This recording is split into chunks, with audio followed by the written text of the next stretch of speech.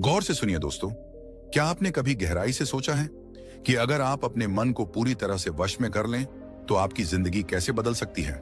सोचिए, अगर आप अपने मन से कहें अब शांत हो जाओ, और वो बिना किसी बहाने, बिना किसी विचार के बस शांत हो जाए, तो क्या आप कल्पना कर सकते हैं आप क्या क्या हासिल कर सकते हैं।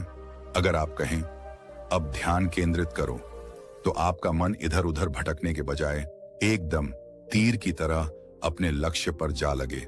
यह कोई चमत्कार नहीं है, यह कोई सपना नहीं है, यह एक कला है, और आज हम उसी कला का राज खोलने जा रहे हैं।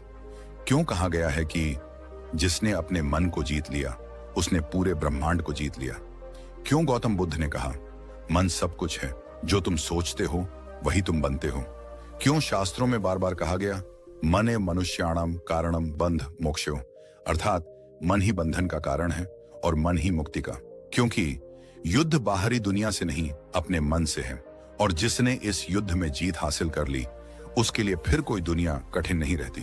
अब सोचिए, आज आपके साथ क्या होता है। आप किसी जरूरी काम में बैठते हैं और मन अचानक बीते हुए किसी झगड़े की याद दिला देता है, या कोई डर, कोई चिंता, किसी बात का पछतावा जो अभी हुआ भी नहीं, उस पर सोचते रहना। आपका मन आपके खिलाफ काम करता है। जब फोकस करना हो तब भटकाता है, जब शांत रहना हो तब शोर करता है, जब आपको हिम्मत चाहिए तब डराता है। आपका सबसे बड़ा दुश्मन आपके ही सिर के अंदर बैठा है, और अगर आप उसे वश में कर लें तो सोचिए कौन सी परीक्षा आपके लिए कठिन रह जाएगी, कौन सा लक्ष्य असंभव रहेगा। कई लोग कहते हैं मेरा मन नहीं लगता, मैं ज्यादा देर फोकस नहीं कर पाता, मन बहुत भटकता है, मैं जो सोचता हूं वो कर नहीं पाता। पर क्या आपने कभी सवाल किया है क्यों मन आखिर भटकता क्यों है? ध्यान से समझिए, मन एक बंदर की तरह है जो लगातार एक शाखा से दूसरी शाखा पर कूदता रहता है। अगर उसे कोई दिशा न दी जाए, कोई साधन न मिले, कोई लक्ष्य न दिखे, तो वो कूदता रहेगा। बिल्कुल वैसे ही जैसे आप सुबह उठते ही मोबाइल चेक करते हैं, फिर वीडियो, फिर इंस्टाग्राम, फिर सोच, फिर चिंता, फिर कंपैरिजन, और सारा दिन बस ऐसे ही बिखर जाता है। अब सवाल यह है मन को नियंत्रित कैसे किया जाए, कैसे उसे अपना गुलाम बनाएं, कैसे उसकी ताकत को अपने फोकस में बदलें। इसका उत्तर आधुनिक मनोविज्ञान और प्राचीन ब्रह्म ज्ञान दोनों में छुपा है। आधुनिक विज्ञान कहता है कि मन दरअसल एक आदतों का जाल है। जो आप रोज सोचते हैं वही आपका मन बनता जाता है। आप जैसे विचारों को दोहराते हो वही रास्ते आपके ब्रेन में गहरे हो जाते हैं। उन्हीं रास्तों पर मन दौड़ने लगता है और धीरे धीरे वही आपकी नेचुरल सोच बन जाती है। उदाहरण के लिए, अगर आप हर सुबह उठते ही सबसे पहले चिंता करते हैं तो आपका मन उस आदत का आदी हो जाता है। अगर आप हमेशा दूसरों से तुलना करते हैं तो मन उस कंपैरिजन के चक्कर में उलझ जाता है। अब सोचिए, अगर आप हर दिन थोड़ा समय खुद को नियंत्रित करने में लगाएं, अगर आप मन को कहें रुक, फोकस, आगे बढ़, तो क्या यह मुमकिन नहीं कि धीरे धीरे मन आपकी बात मानने लगे। गौतम बुद्ध ने कहा था मन ही सब कुछ है, अगर तुम उसे नियंत्रित कर लो तो दुख तुमसे दूर भाग जाते हैं। और आज न्यूरोसाइंस यही कहती है कि आपका ध्यान आपका सबसे बड़ा हथियार है। जिस पर आप ध्यान केंद्रित करते हैं वही बढ़ता है। इसलिए अगर आप फोकस चाहते हैं तो मन को बिखरने से बचाना होगा। अगर आप चाहते हैं कि आपका ध्यान अपने लक्ष्य पर टिके रहे तो आपको अपने मन को ट्रेन करना पड़ेगा। बिल्कुल वैसे जैसे एक बच्चा शुरुआत में जिद करता है पर धीरे धीरे समझने लगता है। याद रखिए, मन एक साधन है, मालिक नहीं। आप मालिक हो, और जब तक आप मालिक नहीं बनते तब तक मन आपका शोषण करता रहेगा। आज हम इस वीडियो की शुरुआत में सिर्फ इस बात को समझने आए हैं कि अगर फोकस चाहिए, अगर ध्यान चाहिए, अगर सफलता चाहिए, तो सबसे पहले मन को कंट्रोल करना जरूरी है। और यह करना न कोई रहस्य है, न कोई असंभव कार्य। बस आपको शुरुआत करनी होगी, हर दिन थोड़ा थोड़ा, हर क्षण थोड़ा और जागरूक होकर। और जैसे ही आप अपने मन पर नियंत्रण पाना शुरू कर देते हैं, आपका ध्यान, आपकी सोच और आपका जीवन तीनों एक नई दिशा में मुड़ जाते हैं। और यही शुरुआत है।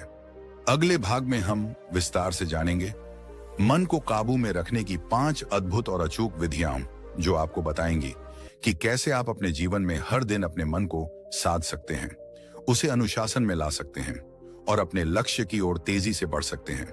इसलिए वीडियो को यहीं मत छोड़िए, क्योंकि आगे आने वाला हिस्सा है वास्तविक परिवर्तन का दरवाजा। क्या आपने कभी खुद से पूछा है कि अगर मन मेरा है तो ये मेरी सुनता क्यों नहीं?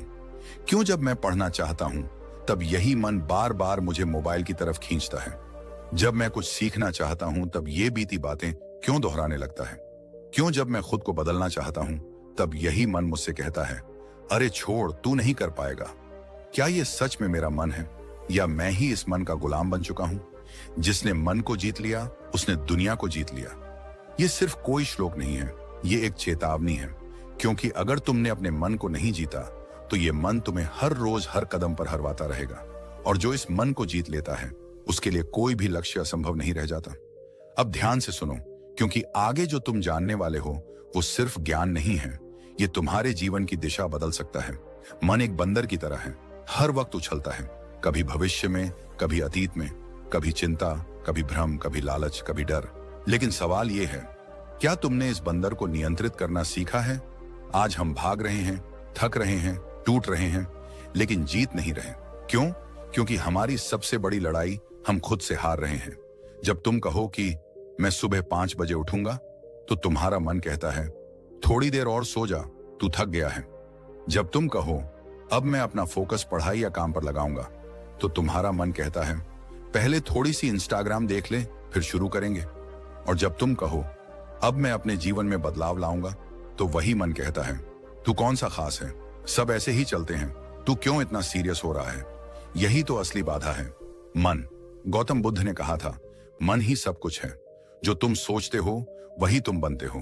अब जरा ठहरो और सोचो, अगर तुम अपने मन के मालिक बन जाओ, अगर तुम ये तय कर सको कि कब सोचना है, कब नहीं, कब ध्यान लगाना है, कब शांत रहना है, तो क्या तुम एक नया जीवन नहीं बना सकते? अब वैज्ञानिक भी यही कहते हैं। हर दिन हमारे दिमाग में करीब 60,000 विचार आते हैं, जिनमें से 90% वही होते हैं जो हम कल सोच चुके हैं। मतलब हम हर दिन उसी पुराने पैटर्न को दोहरा रहे हैं, फिर भी उम्मीद करते हैं कि कुछ नया होगा। लेकिन नया तभी होगा जब मन नया होगा, और मन नया तब होगा जब वो तुम्हारा अनुयायी बनेगा, न कि मालिक। जब बच्चा पहली बार साइकिल चलाता है तो उसका मन डराता है, गिरेगा, चोट लगेगी। लेकिन जब वो डर से ऊपर उठकर अभ्यास करता है तो साइकिल भी चल जाती है और आत्मविश्वास भी जन्म लेता है। ऐसा ही मन के साथ भी होता है। शुरू में डर लगता है, ध्यान करने में, फोकस करने में, मोबाइल से दूर रहने में, आलस छोड़ने में। लेकिन जब तुम एक बार इस मन को टकरा कर नहीं, समझा कर जीतने लगते हो, तब यह मन तुम्हारा सबसे बड़ा साथी बन जाता है। मन को कंट्रोल करना आसान नहीं, लेकिन नामुमकिन भी नहीं। इसके लिए चाहिए सिर्फ एक चीज, सचेत अभ्यास। हर दिन अपने आप से पूछो, क्या मैं वही सोच रहा हूं जो मुझे सोचना चाहिए? क्या मैं वही कर रहा हूं जो मुझे करना चाहिए? क्या मेरा मन मेरे अधीन है या मैं उसके? हर बार जब तुम बेकार की सोच में खो जाते हो, खुद को पकड़ो। हर बार जब मन बहकाता है, उसे याद दिलाओ, अब मैं तेरा मालिक हूं। यह शुरुआत मुश्किल लगेगी, लेकिन यही शुरुआत तुम्हें वहां ले जाएगी जहां दुनिया के सबसे सफल, सबसे शांत, सबसे जागरूक लोग पहुंचते हैं। मन की शक्ति कोई कल्पना नहीं है, ये रियल साइंस है, ब्रह्म ज्ञान है। ऋषियों ने हजारों साल पहले जिस ध्यान, एकाग्रता और आत्मनियंत्रण की बात की, आज की न्यूरोसाइंस भी उन्हीं चीजों को माइंडफुलनेस, न्यूरोप्लास्टिसिटी और ब्रेन रिवायरिंग कहकर सिद्ध कर रही है। मतलब साफ है, मन को जीतो तो हर चीज तुम्हारे लिए संभव हो जाती है। क्योंकि जब मन शांत होता है तब फोकस गहरा होता है, फोकस गहरा होता है तब काम में पूर्णता आती है, और जब पूर्णता आती है तो सफलता स्वतः तुम्हारे कदम चूमती है। आज का सवाल यही है, क्या तुम अपने मन को जीतने के लिए तैयार हो, या फिर हमेशा की तरह उसी बहानेबाज, भ्रमित और अशांत मन के पीछे घिसटते रहोगे? क्या आप जानते हैं कि आपके जीवन की सबसे बड़ी जीत या सबसे बड़ी हार कहीं बाहर नहीं, बल्कि आपके मन के अंदर तय होती है? आप सुबह उठकर सोचते हैं कि आज बहुत सारा काम करना है, आज से पढ़ाई शुरू करनी है, आज से फोकस करना है। लेकिन कुछ ही मिनटों में मन मोबाइल की तरफ भाग जाता है, कुछ पुरानी बातों में उलझ जाता है, या फिर बेवजह चिंता करने लगता है। और यही होता है असली युद्ध। बाहर की दुनिया से लड़ना आसान है, पर जो अपने ही मन को नहीं जीत सका वो दुनिया में कुछ बड़ा नहीं कर सकता। मन एक ऐसा घोड़ा है जो अगर काबू में हो तो राजा बना देता है, और अगर बेकाबू हो जाए तो पूरी जिंदगी खींचता चला जाता है, बिना मंजिल के, बिना दिशा के। गौतम बुद्ध ने कहा था, जो अपने मन को जीत लेता है वही सच्चा विजेता होता है, क्योंकि जब तक मन नियंत्रित नहीं होगा तब तक कोई भी लक्ष्य, कोई भी सपना पूरा नहीं होगा। मन कहेगा कल कर लेंगे, मन कहेगा यह काम बहुत मुश्किल है, मन कहेगा क्या फायदा इतनी मेहनत का, और हम उस मन की बातों में आ जाते हैं, क्योंकि हमें यह सिखाया ही नहीं गया कि मन को कैसे नियंत्रित किया जाए। लेकिन आज का ये वीडियो सिर्फ ये कहने नहीं आया कि मन को कंट्रोल करो। आज हम जानेंगे वो पहली विधि जिससे हजारों सालों से ऋषि, मुनि, योगी और आज के महान लीडर्स भी अपने मन को मजबूत बनाते आए हैं। पहली विधि है ब्रह्म मुहूर्त उठना। मन के ऊपर राज करने का समय। अब आप कहेंगे ये तो सुना है, लेकिन इससे मन का क्या लेना देना? तो चलिए इसे गहराई से समझते हैं। ब्रह्म मुहूर्त यानी सुबह 4 से 6 बजे का समय। ये वो समय होता है जब पूरा वातावरण शुद्ध, शांत और ऊर्जा से भरपूर होता है। शरीर भी इस समय न्यूरोलॉजिकल और हार्मोनल स्तर पर एक विशेष अवस्था में होता है। वैज्ञानिक रूप से देखा जाए तो इस समय मेलाटोनिन नामक हार्मोन का प्रभाव अपने चरम पर होता है, जो न केवल गहरी नींद देता है बल्कि दिमाग को क्लैरिटी और एकाग्रता भी प्रदान करता है। दूसरे शब्दों में कहें तो ये समय वो गोल्डन टाइम है जब हमारा मन सबसे ज्यादा रिसेप्टिव, शांत और सीखने के लिए तैयार होता है। जैसे ही आप इस समय उठते हैं और बिना किसी शोरगुल के एकांत में बैठते हैं, तो धीरे धीरे आप महसूस करेंगे कि आपका मन अब पहले जैसा भागता नहीं है। ध्यान लगाना आसान हो जाता है, पढ़ाई करते समय शब्द जल्दी समझ आते हैं, और अगर आप कोई लक्ष्य तय करें तो मन उसमें रुकावट नहीं डालता बल्कि सहयोगी बन जाता है। अब सोचिए, अगर रोज सुबह आप अपने दिन की शुरुआत एक ऐसे समय से करें जब पूरा ब्रह्मांड शांत हो, जब आपकी चेतना सबसे ज्यादा शुद्ध हो और जब मन सबसे कम व्याकुल हो, तो क्या आप अपने मन को धीरे धीरे नियंत्रण में नहीं ले आएंगे? आज के समय में जहां लोग फोकस बढ़ाने के लिए तरह तरह की दवाइयां, एप्स और कोचिंग का सहारा ले रहे हैं, वहीं हमारे प्राचीन ग्रंथों ने हजारों साल पहले इसका सीधा और सटीक समाधान दे दिया था। ब्रह्म मुहूर्त में उठो और अपने मन का राजा बनो। और यह केवल भारत के वेदों और उपनिषदों की बात नहीं है।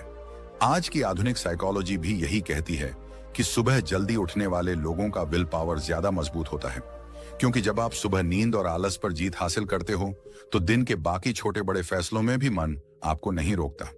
अब आप खुद सोचिए, आप सुबह उठते ही फोन उठाते हैं और 15 मिनट स्क्रॉल करते करते 1 घंटा निकल जाता है। फिर मन कहता है अब क्या फर्क पड़ता है, दिन तो बिगड़ ही गया। और यहीं से शुरू होता है दिन भर का डिस्ट्रैक्शन, चिड़चिड़ापन और फोकस की कमी। लेकिन जब आप ब्रह्म मुहूर्त में उठते हैं, आप दिन पर नियंत्रण करना शुरू करते हैं। आपका मन एक गुलाम की तरह आपके आदेश का पालन करता है। ध्यान लगाओ, मन बैठ जाता है। पढ़ाई करो, मन सहयोग देता है। प्लानिंग करो, विचार स्पष्ट रूप से सामने आते हैं। ब्रह्म ज्ञान के अनुसार यही समय होता है आत्मा और परमात्मा के सबसे नजदीक आने का, क्योंकि नींद से जागते ही मन सबसे शुद्ध होता है और उसमें बीते कल की मलिनता, आज के भय या भविष्य की चिंता नहीं होती। ये समय होता है नए विचारों के बीज बोने का, और उन्हीं बीजों से धीरे धीरे आपका चरित्र, आपका भाग्य और आपका जीवन आकार लेता है। गौतम बुद्ध अपने शिष्यों को इसी समय ध्यान करने की सलाह देते थे। वो कहते थे, प्रभात की शांति में आत्मा के स्वर सुने जा सकते हैं, और यही वो समय है जब आप अपने मन को उसके असली स्वरूप में पकड़ सकते हैं, न कि उस रूप में जिसमें दिन भर की इच्छाएं, व्याकुलताएं और सोशल मीडिया का शोर उसे बना देता है।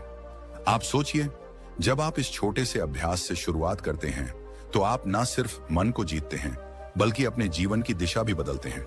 आपका दिमाग शार्पर होता है, फोकस गहरा होता है, और सबसे बड़ी बात, आपको खुद पर गर्व महसूस होता है, क्योंकि आप उस चीज पर जीत पा रहे हैं जिसे अब तक आपने सबसे ज्यादा अनियंत्रित समझा था, आपका अपना मन। इसलिए अगर आप सच में चाहते हैं कि आपका मन आपका गुलाम बने, अगर आप चाहते हैं कि मन डिस्ट्रैक्ट ना करे, और अगर आप चाहते हैं कि आप फोकस के शिखर पर पहुंचें, तो इसकी शुरुआत यहीं से करें, ब्रह्म मुहूर्त उठने से। याद रखिए, जो सुबह का विजेता है वो पूरे दिन का शासक होता है, और जो मन के ऊपर सुबह जीत गया वो जीवन में हर क्षेत्र में जीत सकता है। अब तक हमने समझा कि मन को कंट्रोल करना क्यों जरूरी है और उसकी पहली विधि क्या है, लेकिन ये सिर्फ शुरुआत है, क्योंकि मन के गुलामी से मुक्ति पाने की राह में ऐसी और भी कई विधियां हैं जो धीरे धीरे आपको एक ऐसे वॉरियर में बदल देंगी जिसका मन उसका सेवक बन जाए, न कि मालिक। तो अब तैयार हो जाइए अगली विधि के लिए, जो इस यात्रा को और भी गहराई, शक्ति और सफलता की ओर ले जाएगी। दूसरी विधि है प्राण शक्ति साधना, सांसों से मन पर नियंत्रण। कभी आपने गौर किया है, जब आप गुस्से में होते हैं तब आपकी सांसें तेज हो जाती हैं। जब आप डरे हुए होते हैं तब सांसें हल्की हल्की और अस्थिर चलने लगती हैं। और जब आप शांत होते हैं तो सांसें भी गहराई से चलती हैं, बड़ी ही सहजता से। इसका सीधा मतलब है कि हमारी सांसें और हमारा मन आपस में गहराई से जुड़े हुए हैं। यही वजह है कि अगर कोई व्यक्ति अपने श्वास पर नियंत्रण पा ले तो वो अपने मन पर भी नियंत्रण पा सकता है। यही है मन को जीतने की दूसरी विधि, प्राण शक्ति साधना। आज की इस व्यस्त और भागदौड़ भरी दुनिया में हमारा मन एक ही समय में कई दिशाओं में भाग रहा होता है। कई बार हम कोई काम कर रहे होते हैं लेकिन मन कहीं और भटक रहा होता है। किसी से बात करते वक्त भी मन पुरानी बातों में अटका होता है या भविष्य की चिंता में उलझा रहता है। ऐसे में फोकस कैसे बनेगा? ऐसे में मन पर नियंत्रण कैसे संभव है? इसका उत्तर छुपा है हमारी सांसों में और एक विशेष अभ्यास में, अनुलोम विलोम प्राणायाम। हर सुबह केवल 10 मिनट का यह अभ्यास आपके पूरे दिन को बदल सकता है। आप एक शांत, स्थिर और फोकस्ड मन के साथ दिन की शुरुआत करते हैं और जब शुरुआत ही इतनी सशक्त होगी तो दिन भर का हर कार्य सरल, स्पष्ट और प्रभावी बनेगा। यह कोई कल्पना नहीं है, बल्कि हजारों वर्षों पुराना ब्रह्म ज्ञान है जो आज भी उतना ही प्रभावशाली है। गौतम बुद्ध ने कहा था, जैसे कोई कुशल सारथी घोड़े की लगाम थामे रखता है, वैसे ही बुद्धिमान व्यक्ति अपनी श्वासों पर ध्यान देकर अपने चित्त को साधता है। यानी जो व्यक्ति अपनी सांसों पर ध्यान केंद्रित करता है वही अपने भटकते मन को वश में कर पाता है। और यही अभ्यास है अनुलोम विलोम का। यह साधना केवल एक श्वास अभ्यास नहीं है, यह एक ध्यान है, एक आंतरिक युद्ध है, जहां आप अपने अंदर के शोर को शांत करने की कला सीखते हैं। आप अपने मन के उस कोने तक पहुंचते हैं जहां विचारों की उथल पुथल थम जाती है। और जब विचार शांत होते हैं तब चेतना स्पष्ट होती है और यही स्पष्टता ही आपको फोकस की शक्ति देती है। आजकल हम अक्सर कहते हैं, मेरा मन बहुत विचलित रहता है, पढ़ाई में मन नहीं लगता, काम करते वक्त ध्यान भटक जाता है। लेकिन क्या हम कभी यह सोचते हैं कि हम अपने मन को फोकस करने के लिए सांसों की मदद क्यों नहीं लेते? जब बच्चे परीक्षा से पहले घबराते हैं तो टीचर उन्हें कहते हैं, गहरी सांस लो। जब कोई तनाव में होता है तो उसे कहा जाता है, आराम से सांस लो। लेकिन क्या हमने कभी इस सलाह को गंभीरता से लिया? सच तो यह है कि हम में से बहुत से लोग सांस लेते हैं सिर्फ जीने के लिए, लेकिन जीने की गुणवत्ता को बढ़ाने के लिए नहीं। जबकि अनुलोम विलोम जैसी साधना यही सिखाती है कि हम अपनी सांसों को कैसे नियंत्रित करें, कैसे उनकी गहराई को महसूस करें और कैसे हर श्वास के साथ अपने मन को अधिक शांत और स्थिर करें। वैज्ञानिक दृष्टिकोण से भी देखा जाए तो जब हम गहरी, लयबद्ध सांसें लेते हैं तो हमारा परसिस्थेटिक न्यूरल सिस्टम सक्रिय होता है, जो शरीर को आराम, मानसिक स्पष्टता और संतुलन की अवस्था में लाता है। यानी मन सिर्फ शांत नहीं होता, वह आज्ञाकारी भी बनता है। और जब मन आज्ञाकारी होता है तभी वो हमारी बात मानता है, तभी हम उसे एकाग्र कर सकते हैं, तभी हम उसे फोकस में बदल सकते हैं। सुबह के समय जब वातावरण शांत होता है, सूरज की पहली किरण धरती को छूती है और प्रकृति भी जाग रही होती है। ऐसे में 10 मिनट का यह अभ्यास हमारे पूरे जीवन को दिशा दे सकता है। केवल सांस पर ध्यान दीजिए, विचार आए तो उन्हें जाने दीजिए, सिर्फ श्वास के आने जाने को महसूस कीजिए। धीरे धीरे आपका मन भी वही करने लगेगा जो आप चाहते हैं, न कि वो जो मन खुद चाहता है। यही है प्राण शक्ति साधना की महिमा। यह केवल एक योग क्रिया नहीं, यह एक मानसिक अनुशासन है।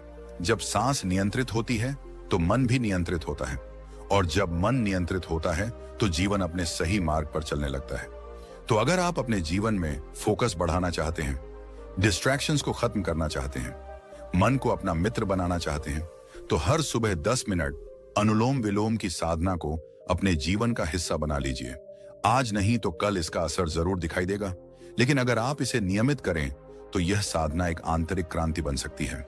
याद रखिए, प्राण पर अधिकार तो मन पर अधिकार, और जिसने अपने मन पर अधिकार पा लिया उसे कोई भी लक्ष्य असंभव नहीं लगता। अब सवाल यह उठता है कि सिर्फ सांसों से ही नहीं, और भी कई ऐसी विधियां हैं जो हमारे मन को नियंत्रित कर सकती हैं। हमारे फोकस को तीव्र बना सकती हैं। और अगली विधि जो हम जानने वाले हैं वो है तीसरी विधि है विचार विच्छेदन विधि। विचारों को बीच में ही काट देना।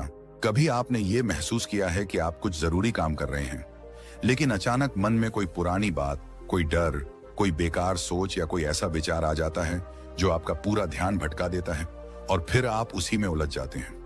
वो विचार आता है, पकड़ता है और खींच ले जाता है। आप समझते हैं कि ये सोचने का कोई मतलब नहीं, लेकिन फिर भी मन मानता नहीं, बस खींचता जाता है और खींचता जाता है और हम खुद से हार मान लेते हैं। तो सवाल ये है कि क्या हम वाकई अपने विचारों को कंट्रोल नहीं कर सकते? क्या हम हमेशा अपने मन के गुलाम बने रहेंगे? जवाब है नहीं। मन को नियंत्रित किया जा सकता है और इसका एक बहुत ही प्रभावशाली तरीका है विचार विच्छेदन विधि। ये विधि आपको सिखाती है कि जब भी कोई अनचाहा, नकारात्मक या फालतू विचार आपके भीतर घुसने की कोशिश करे तो आप उसे बीच में ही पकड़कर वहीं काट दें। ये एक मानसिक ब्रेक है, एक अलार्म है जो आप खुद के भीतर लगाते हैं। जैसे ही कोई विचलित करने वाला विचार आए, आप तुरंत अपने अंदर जोर से कहें रुक जा या कट, और उसी पल अपने शरीर को किसी उपयोगी क्रिया में लगा दें। ये क्रिया कुछ भी हो सकती है, उठकर पानी पी लेना, वॉक पर चले जाना, कोई किताब खोलना या आंखें बंद करके लंबी सांस लेना। इससे आप उस विचार की पकड़ से बाहर निकल आते हैं। अब आप सोच रहे होंगे कि क्या सिर्फ रुक जा बोल देने से विचार रुक जाते हैं? तो इसका जवाब है अगर आप इसे बार बार करेंगे तो हाँ, मन को आदत पड़ती है। शुरू में थोड़ी मेहनत लगती है, लेकिन धीरे धीरे मन सीखता है कि उसे किस विचार पर रुकना है और किसे छोड़ देना है। मन वही करता है जिसे आप बार बार आदेश देते हैं। जैसे एक घोड़ा बार बार एक ही दिशा में खींचा जाए तो कुछ समय बाद वह खुद ब खुद उसी दिशा में चलने लगता है। ठीक वैसे ही जब आप अपने मन को बार बार आदेश देते हैं रुक जा, कट, इधर ध्यान दे, तो वह मानने लगता है। शुरू में ये थोड़ी नाटक जैसी प्रक्रिया लग सकती है, लेकिन यही अभ्यास जब आदत बनता है तो चमत्कार होता है। आइए इसे एक रिलेटेबल उदाहरण से समझते हैं। मान लीजिए आप किसी ऐसे इंसान के बारे में सोच रहे हैं जिससे आपका मन खराब होता है। वो व्यक्ति, उसकी बातें, उसके झूठ, उसका धोखा, ये सब आपको परेशान करते हैं। अब आप जानते हैं कि ये सोच आपको कोई समाधान नहीं देगा, सिर्फ जलाएगा, थकाएगा और आपका कीमती समय बर्बाद करेगा। लेकिन फिर भी मन वहीं जाता है। अब इसी समय आपको इस विचार विच्छेदन विधि का प्रयोग करना है। जैसे ही ये सोच मन में आए, तुरंत कहिए रुक जा और उसी पल खुद को किसी काम में लगा दीजिए। टेबल साफ करिए, एक चुटकुला पढ़िए, अपने हाथ पैर स्ट्रेच करिए, कुछ भी, लेकिन उस विचार के पीछे मत जाइए। यही अभ्यास धीरे धीरे आपकी मानसिक मांसपेशियों को मजबूत करता है। अब आप कहेंगे मन तो खुद ही चल पड़ता है, हम तो उसे बुलाते भी नहीं। बिल्कुल सही, लेकिन बुद्ध कहते हैं जो मन को जीत लेता है वह संसार को जीत सकता है, और मन को जीतने की शुरुआत यहीं से होती है। सोच को पहचानो, उसे रोको और ध्यान को दूसरी ओर मोड़ो। विज्ञान भी इस बात की पुष्टि करता है। न्यूरोसाइंस कहता है कि जब आप किसी विचार को बार बार सोचते हैं तो उस विचार के लिए आपके दिमाग में एक न्यूरल पाथवे बन जाता है, और जब आप उस पाथवे को तोड़ने की कोशिश करते हैं, यानी विचार के बीच में ही कट कर देते हैं, तो धीरे धीरे वो पाथवे कमजोर पड़ने लगता है। ये ठीक वैसा ही है जैसे कोई घास का रास्ता अगर लंबे समय तक न चला जाए तो वह फिर से हरा भरा हो जाता है और रास्ता गायब हो जाता है। तो अगली बार जब कोई पुराना दुख, कोई डर, कोई अफसोस, कोई कंपैरिजन या कोई ईर्ष्या वाला विचार आपके मन में आए, तो याद रखिए आप उसके गुलाम नहीं हैं। आप कह सकते हैं कट, इनफ, अब नहीं। और जब आप बार बार ऐसा करेंगे तो आपके भीतर एक शक्ति जागेगी, वही शक्ति जो हर महान साधक में होती है, वही शक्ति जो अर्जुन को अपने लक्ष्य पर केंद्रित रखती है, वही शक्ति जो बुद्ध को बोधि वृक्ष के नीचे विचलित नहीं होने देती। इसलिए याद रखिए, हर बार जब आप अपने विचार को बीच में ही काटते हैं, आप अपने मन को सिखा रहे होते हैं कि किस दिशा में जाना है, और यही तो है असली फोकस, ध्यान को बार बार सही दिशा में मोड़ना। और अंत में यही विचार विच्छेदन विधि आपकी जिंदगी में वो बदलाव ला सकती है जिसकी आपको सच में जरूरत है। सिर्फ एक अभ्यास, रुक जा, और आपका मन आपकी बात मानने लगेगा। अब जरा सोचिए, अगर आप रोजाना 10 बार भी अपने नकारात्मक विचारों को इसी तरह रोक लें तो 10 बार आपने अपने फोकस को बचा लिया, और यही छोटे छोटे पल मिलकर एक बड़ा बदलाव बनाते हैं। वही बदलाव जो जीवन की दिशा बदल देता है। और अब जब आपका मन यह स्वीकार करने लगे कि वह आपके आदेश से चलता है, तो अगली विधि में हम जानेंगे कि कैसे हम अपने मन की स्मृति शक्ति को बढ़ाकर फोकस को एक नए स्तर तक पहुंचा सकते हैं। चौथी विधि है बोध शून्यता ध्यान, मन को शून्य की गोद में लाना। क्या आपने कभी अपने मन की आवाज को गहराई से सुना है? कभी गौर किया है कि दिन भर हम खुद से कितनी बातें करते रहते हैं?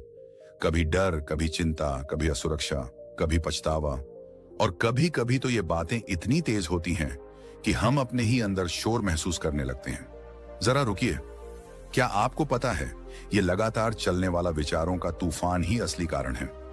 फोकस टूटने का, थकान का और उस अंदरूनी बेचैनी का जो हमें चैन से बैठने नहीं देती। आज हम बात करने जा रहे हैं उस विधि की जो इस तूफान को शांत कर सकती है। ये वो चुप्पी है जो शोर को खत्म करती है। ये है बोध शून्यता ध्यान, यानी अपने विचारों से दूरी बनाना, उन्हें रोकना नहीं, बस उन्हें जाने देना। मन को उस स्थिति में लाना जहां कोई शब्द नहीं होता, कोई कल्पना नहीं होती, कोई योजना नहीं होती, केवल मौन होता है। क्या करना है? बहुत कुछ नहीं, बस रोज 15 मिनट खुद को देना है। कोई महंगे कोर्स, कोई गुरुकुल, कोई मंत्र नहीं, बस एक शांत कोना चुनिए, बैठ जाइए, आंखें बंद कर लीजिए और सब कुछ छोड़ दीजिए। कोशिश मत कीजिए विचारों को रोकने की, क्योंकि जितना आप उन्हें रोकेंगे वे उतनी ज्यादा जिद करेंगे। बस उन्हें आने दीजिए और फिर जाने दीजिए। जैसे बादल आते हैं फिर बिना किसी कोशिश के चले जाते हैं, वैसे ही जैसे जैसे आप यह करना शुरू करेंगे आपको 2 अनुभव होंगे। पहले पहले मन बहुत शोर करेगा, ऐसा लगेगा कि यह तो और भी ज्यादा भागने लगा है, लेकिन रुकिए, यह एक संकेत है कि वह खाली हो रहा है। दूसरा अनुभव होगा, एक दिन अचानक सब शांत हो जाएगा। आपको लगेगा कि विचार कम हो रहे हैं और एक गहरी स्पष्टता मन में उतर रही है। मन को शून्यता में ले जाने की यह साधना धीरे धीरे आपके भीतर गहराई से उतरती है, और जब शून्यता का अनुभव होता है तब बुद्धि तेज हो जाती है, शरीर शांत होता है और सबसे खास बात, फोकस एकदम धारदार हो जाता है। अब कोई भी काम करते समय मन बार बार भटकता नहीं, बल्कि पूरे होश और ऊर्जा के साथ एक ही बिंदु पर केंद्रित रहता है। अब आप सोच रहे होंगे, क्या इतना आसान है मन को शांत करना? नहीं, यह आसान नहीं, लेकिन यह असंभव भी नहीं है। यही तो अभ्यास है, यही तो वो विज्ञान है जिसे आज की मनोविज्ञान की दुनिया माइंडफुल साइलेंस कहती है, और जिसे हजारों साल पहले गौतम बुद्ध ने निर्वाण के द्वार का प्रथम चरण कहा था। बुद्ध कहते थे, जहां विचार नहीं वहीं सच्चा शांति और शक्ति है। यानी विचारों की भीड़ में हम शक्ति खोते हैं, लेकिन जब हम विचारों से ऊपर उठ जाते हैं, जब मन एकदम मौन हो जाता है, तब वही मौन हमारी शक्ति बन जाता है। आधुनिक न्यूरोसाइंस ने भी यह साबित किया है कि जब मन को शून्यता में लाया जाता है तो दिमाग का डिफॉल्ट मोड नेटवर्क शांत होता है। यही वह हिस्सा है जो फालतू सोच, पछतावा, चिंता और कल्पनाओं में हमें उलझाए रखता है। जब वह शांत होता है तब ब्रेन की क्लैरिटी, डिसीजन मेकिंग और इमोशनल स्टेबिलिटी बढ़ती है। इसीलिए बोध शून्यता ध्यान कोई धर्म नहीं, कोई कर्मकांड नहीं, यह जीवन जीने की एक सच्ची कला है। जब मन भीतर से शांत होता है तभी हम बाहर की दुनिया को बेहतर देख पाते हैं। तब हमें न लोग परेशान करते हैं न हालात, क्योंकि हमारा केंद्र हमारे भीतर होता है, स्थिर, स्पष्ट और शक्तिशाली। इस विधि की सबसे बड़ी खूबी यह है कि यह आपको आपके ही भीतर की सबसे गहरी शक्ति से मिलाती है, आपको बार बार अपने अंदर लौटना सिखाती है। और जब आप भीतर लौटते हैं तब बाहर की दुनिया में आपकी उपस्थिति बदल जाती है। आप कम बोलते हैं लेकिन आपकी बात गहरी होती है। आप कम प्रतिक्रिया देते हैं लेकिन आपका असर गहरा होता है।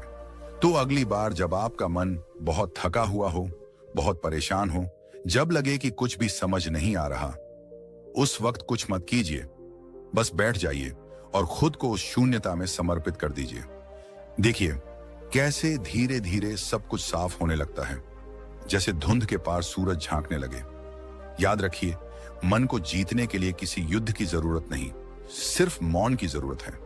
और अब जब आपने बोध शून्यता का महत्व समझा है, तो अगली विधि में हम जानेंगे कि कैसे मन को ऊर्जावान बनाकर उसे थकान से मुक्त रखते हुए एक ऐसा स्टेट तैयार किया जाए जहां मन अपने आप लक्ष्य पर टिकने लगे। अब हम बढ़ते हैं पांचवी विधि की ओर। बहुत से लोग ये सवाल पूछते हैं, मैं कुछ करना चाहता हूं, कुछ सीखना चाहता हूं, कुछ बड़ा बनना चाहता हूं, लेकिन मेरा मन साथ नहीं देता। क्या कभी आपने भी ऐसा महसूस किया है? सुबह अलार्म बजता है लेकिन मन कहता है अभी 5 मिनट और सो लेता हूं। किताब उठाते हैं पढ़ने के लिए, लेकिन मोबाइल पर एक नोटिफिकेशन आता है और मन कहता है बस एक बार देख लूं, फिर पढ़ता हूं। ध्यान करने बैठते हैं और अचानक मन में आने लगती हैं कल की बातें, आने वाले कल की चिंता, और जिनका कोई मतलब नहीं होता वो विचार भी। तो अब सवाल ये है, क्या वाकई मन को कंट्रोल किया जा सकता है? उत्तर है हाँ, पूरी तरह किया जा सकता है। मन कोई अजगर नहीं है जिसे काबू करना नामुमकिन हो। वो बस आदतों का गुलाम है। उसे बस सही दिशा, सही संस्कार और सही अनुभव देना होता है, और यही काम करती है संकल्प शक्ति जागरण की विधि। आज हम मन को जीतने की पांचवी विधि की बात कर रहे हैं। पांचवी विधि संकल्प शक्ति जागरण, एक व्रत, एक नियम, एक जीत। अब ध्यान से सुनिए। मन को झुकाना है तो पहले खुद से किया वादा निभाना सीखो। हर बार जब आप कोई लक्ष्य तय करते हैं और फिर उससे पीछे हट जाते हैं, तो आप केवल उस लक्ष्य से पीछे नहीं हटते, आप अपनी आत्म प्रतिष्ठा को तोड़ देते हैं। और जब आत्म प्रतिष्ठा गिरती है तो मन कहता है तू तो खुद से भी झूठ बोलता है, अब तू किसी चीज के लायक नहीं। अब उपाय क्या है? बहुत सरल लेकिन बेहद गहरा। हर 7 दिन के लिए एक नियम लो, एक ऐसा संकल्प जो थोड़ा कठिन हो लेकिन मुमकिन हो। जैसे सुबह 5 बजे उठना, या सुबह 9 बजे तक मोबाइल नहीं छूना, या 7 दिन तक बिना चीनी के रहना, या हर दिन बिना नागा 15 मिनट ध्यान करना। शर्त एक ही है, इसे किसी भी हालत में मत तोड़ो। भले कुछ भी हो जाए, नींद आई, आलस आया, मूड नहीं बना, बाहर शोर हुआ, लेकिन नियम नहीं टूटेगा। अब आप पूछेंगे इतना छोटा सा नियम क्या करेगा? यह नियम नहीं, आपके भीतर की इच्छा शक्ति का दीपक है। हर दिन जब आप उसे निभाते हैं तो आप मन को संदेश देते हैं, देखो मैं कहता हूं और करता हूं, मैं जो ठान लेता हूं वो करता हूं। धीरे धीरे ये दीपक जलता है और वो अंधेरा जो मन की कमजोरी है वो छंटने लगता है। आपका ध्यान तेज होता है, आत्मविश्वास बढ़ता है, और आप जो चाहें उस पर केंद्रित हो पाते हैं। इसका असर केवल मन पर नहीं होता, शरीर और चरित्र पर भी पड़ता है। मन अब इधर उधर नहीं भागता, वो आदेश मानता है। आत्मसंयम आता है, अंदर एक संतोष और स्पष्टता आती है, और सबसे बड़ी बात, अब आप अपने शब्दों का सम्मान करना सीख जाते हैं। गौतम बुद्ध ने कहा था, जो मन को वश में कर ले वह 1000 युद्ध जीतने वाले से बड़ा विजेता है। और मन को वश में करने का पहला कदम है खुद से किया हुआ वादा निभाना। मनोवैज्ञानिक भी कहते हैं कि जब हम लगातार कोई संकल्प निभाते हैं तो हमारे दिमाग में डोपामीन और सेरोटोनिन जैसे हार्मोन्स सक्रिय होते हैं, जो फोकस, मूड और मोटिवेशन को बढ़ाते हैं। मतलब जब आप एक छोटा व्रत निभाते हैं तो आपका दिमाग आपको रिवॉर्ड देता है, बहुत अच्छा किया, और यही सकारात्मक ऊर्जा फिर अगले नियम को निभाने में मदद करती है। एक बात और समझिए, यह केवल 7 दिन का नियम नहीं है, यह एक संस्कार है। संस्कार बनते हैं, फिर स्वभाव बनते हैं, फिर वही हमारा भविष्य बनाते हैं। तो हर सप्ताह अपने भीतर एक संस्कार जगाइए और देखिए कैसे मन अब आपका सेवक बन जाता है, आपका गुलाम नहीं। और याद रखिए, जो खुद से किया गया वादा निभा ले वो ही सच्चा विजेता है। अब सोचिए, आप कौन सा पहला संकल्प लेने जा रहे हैं, और क्या आप उसे निभाने के लिए तैयार हैं? जहां आपका मन पूरी तरह से आपके अधीन होगा, और जीवन की असली शक्ति वहीं से शुरू होती है। जागो, ठानो और निभाओ। मन को जीतो, ध्यान से नहीं, संकल्प से।